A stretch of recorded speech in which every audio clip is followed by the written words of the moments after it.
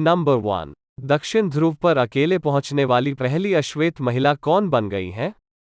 उत्तर है प्रीत चंडी। ब्रिटिश मूल की सिख सेना अधिकारी प्रीत चंडी ने अकेले दक्षिणी ध्रुव का सफर पूरा करने वाली पहली गैर श्वेत महिला बनकर इतिहास रच दिया है। CNN की रिपोर्ट के मुताबिक चंडी का साहसिक कार्य पिछले साल नवंबर में शुरू हुआ, जब उन्होंने अंटार्कटिका के हरक्यूलिस इनलेट से असमर्थित अपनी यात्रा शुरू की।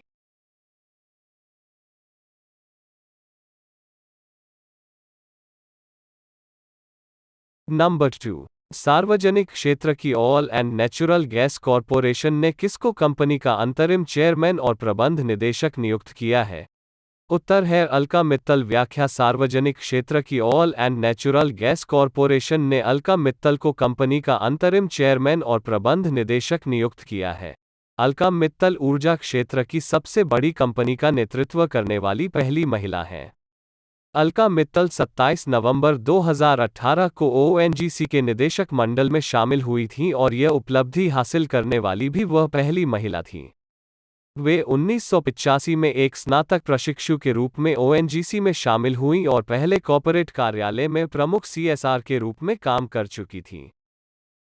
नंबर 3। हाल ही में किसने 2022 के लिए सुरक्षा परिषद की आतंकवाद निरोधी समिति CTC का अध्यक्ष पद ग्रहण किया?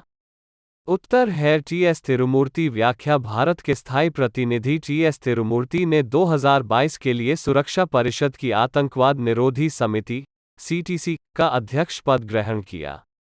हालांकि भारत अभी 15 सदस्यीय सुरक्षा परिषद का अस्थायी सदस्य है और उसके 2 साल का कार्यकाल 31 दिसंबर 2022 को समाप्त होगा। आतंकवाद निरोधी समिति CTC की स्थापना 2001 में 9/11 के आतंकवादी हमलों के मद्देनज़र की गई थी। संयुक्त राष्ट्र सुरक्षा परिषद के प्रस्ताव 1373/2001 ने परिषद की एक सहायक संस्था के रूप में आतंकवाद विरोधी समिति की स्थापना की थी। नंबर 4। यूको बैंक के नए MD एवं CEO के रूप में किसने अपना पदभार ग्रहण कर लिया है?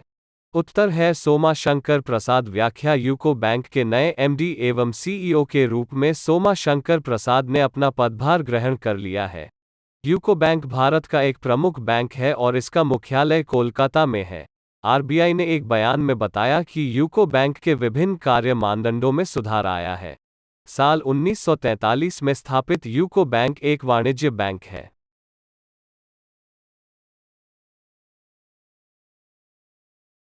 नंबर 5। पद्मश्री अवार्ड से सम्मानित किस प्रसिद्ध समाजसेवी का 74 साल की उम्र में निधन हो गया है?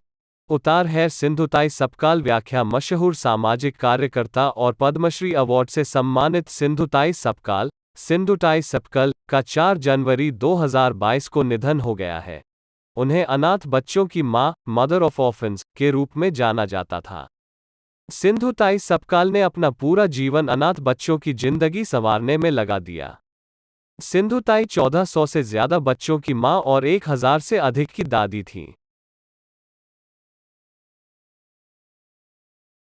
नंबर 6। केंद्र सरकार ने 31 मार्च तक पैन को आधार कार्ड से न जोड़ने पर निम्न में से कितने हजार रुपये जुर्माना लगाने की घोषणा की है? उत्तर है 10,000 रुपये। व्याख्या केंद्र सरकार ने 31 मार्च तक पैन को आधार कार्ड से न जोड़ने पर 10,000 रुपये जुर्माना लगाने की घोषणा की है। यदि पैन कार्ड धारक, पैन कार्ड होल्डर, समय से इस महत्वपूर्ण लिंकिंग पूरा नहीं करते हैं, तो उनका पैन अमान्य हो जाएगा। यदि कोई शख्स तय तारीख तक यह काम पूरा नहीं करता है तो उसका पैन अमान्य हो जाएगा और उसे फिर से चालू करवाने के लिए उसे 1,000 रुपये तक देना पड़ सकता है। इसके अलावा, यदि कोई व्यक्ति निष्क्रिय होने पर अपने पैन कार्ड का उपयोग करता है, तो उसे 10,000 रुपये तक का जुर्माना लगेगा। नंबर 7। केंद्र सरकार ने जनगणना 2021 को कब तक के लिए स्थगित करने का फैसला किया है?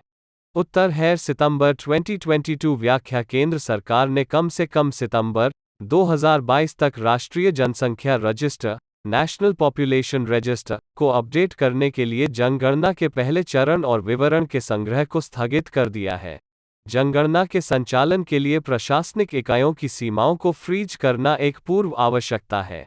यह कम से कम 3 महीने पहले किया जाता है। जनगणना 2021 का पहला चरण, जिसमें हाउस लिस्टिंग, हाउसिंग सेंसस और एनपीआर को अपडेट करना शामिल है, अप्रैल-सितंबर 2020 से आयोजित होने वाला था। हालांकि कोविड-19 महामारी के बीच इसे अनिश्चित काल के लिए स्थगित कर दिया गया था। नंबर 8। हाल ही में किस टीम ने न्यूजीलैंड के खिलाफ 21 साल में अपना पहला टेस्ट मैच जीता है? उत्तर है बांग्लादेश। व्याख्या बांग्लादेश ने न्यूजीलैंड के खिलाफ पहली टेस्ट जीत हासिल कर ही ली। माउंट माउंगानुई में बांग्लादेश की टीम ने 5 जनवरी 2022 को इतिहास रच दिया। मौजूदा 2 टेस्ट मैचों की सीरीज के पहले टेस्ट में उसने न्यूजीलैंड को 8 विकेट से मात दी। इसके साथ ही बांग्लादेश ने कीवियों के खिलाफ 21 साल में पहली टेस्ट जीत हासिल की। बांग्लादेश के लिए यह जीत और भी अहम है क्योंकि उसने न्यूजीलैंड को उसके घर में मात दी। यह किसी भी फॉर्मेट में बांग्लादेश की न्यूजीलैंड में पहली जीत है। नंबर 9। किस केंद्रीय मंत्रालय ने राष्ट्रीय हवाई खेल नीति national air sports policy (NASP) का मसौदा जारी किया है?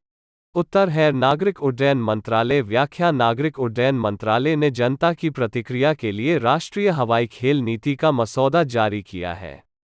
यह नीति हवाई खेलों के लिए भारत की क्षमता को बढ़ावा देने का प्रयास करती है और सुरक्षा में अंतर्राष्ट्रीय सर्वोत्तम प्रथाओं को सुनिश्चित करने पर ध्यान केंद्रित करती है। इस नीति का विजन 2030 तक भारत को शीर्ष हवाई खेल राष्ट्रों में से एक बनाना है।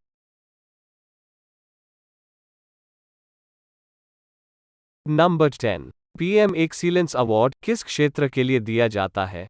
उत्तर है लोक प्रशासन। व्याख्या प्रशासनिक सुधार और लोक शिकायत विभाग 2006 से लोक प्रशासन में उत्कृष्टता के लिए प्रधानमंत्री पुरस्कार प्रदान करता है। केंद्रीय मंत्री जितेंद्र सिंह ने हाल ही में इस पुरस्कार के लिए वेब पोर्टल लॉन्च किया है, जिसका पंजीकरण शुरू हुआ है। इस साल पुरस्कार राशि को 10 लाख रुपए से बढ़ाकर 20 लाख रुपए कर दिया गया है। जिले के आर्थिक विकास की दिशा में जिला कलेक्टरों के प्रदर्शन को मान्यता देने के लिए इस योजना को 2020 में पुनर्गठित किया गया था। नंबर 11। वर्ष 2021-22 के लिए भारत का वार्षिक निर्यात लक्ष्य कितना है? उत्तर है $400 बिलियन। व्याख्या वाणिज्य और उद्योग मंत्रालय द्वारा जारी आंकड़ों के अनुसार भारत ने दिसंबर 2021 में $37.29 बिलियन का माल निर्यात किया, जो एक महीने में सबसे अधिक है। अप्रैल-दिसंबर में भारत का माल निर्यात लगभग $300 बिलियन था, जो कि वर्ष दर वर्ष 48.85% और 2019 में इसी अवधि के मुकाबले 26% की वृद्धि है। इसलिए भारत ने FY22 के पहले 9 महीनों में $400 बिलियन के अपने वार्षिक निर्यात लक्ष्य का 3/4 हासिल कर लिया है। यह इंजीनियरिंग उत्पादों, पेट्रोलियम वस्तुओं, रत्नों और आभूषणों की उच्च मांग के कारण हुआ है। नंबर 12। डीआरडीओ दिवस 2021 की थीम क्या है? उत्तर है निर्यात। व्याख्या डीआरडीओ ने 1 जनवरी 2021 को अपना 63वां स्थापना दिवस मनाया। डीआरडीओ की स्थापना 1958 में रक्षा क्षेत्र में अनुसंधान कार्य को बढ़ाने के लिए 10 प्रयोगशालाओं के साथ की गई थी। वर्तमान में डीआरडीओ वैमानिकी, लड़ाकू वाहन, इलेक्ट्रॉनिक्स, इंस्ट्रूमेंटेशन, उन्नत कंप्यूटिंग, सिमुलेशन सहित कई क्षेत्रों के साथ काम कर रहा है। डीआरडीओ अध्यक्ष ने 2021 के लिए डीआरडीओ की थीम निर्यात घोषित की है। नंबर 13। INSACOG किस देश द्वारा जीनोम अनुक्रमण और कोविड उपभेदों की विविधता की निगरानी के लिए स्थापित किया गया एक फोरम है? उत्तर है भारत। व्याख्या भारत के केंद्रीय स्वास्थ्य मंत्रालय ने जीनोम अनुक्रमण और कोविड उपभेदों की निगरानी के लिए 2020 में भारतीय Indian SARS-CoV-2 genomics consortium (INSACOG) की स्थापना की थी। INSACOG को संयुक्त रूप से केंद्रीय स्वास्थ्य मंत्रालय द्वारा जैव प्रौद्योगिकी विभाग (CSIR) और ICMR के साथ शुरू किया गया था। एक INSACOG लैब ने राज्यों को कोविड-19 सकारात्मक नमूने भेजने के लिए अस्थायी रूप से रोकने के लिए कहा है। Thanks for watching and subscribe our channel, URISE E Academy, for learning.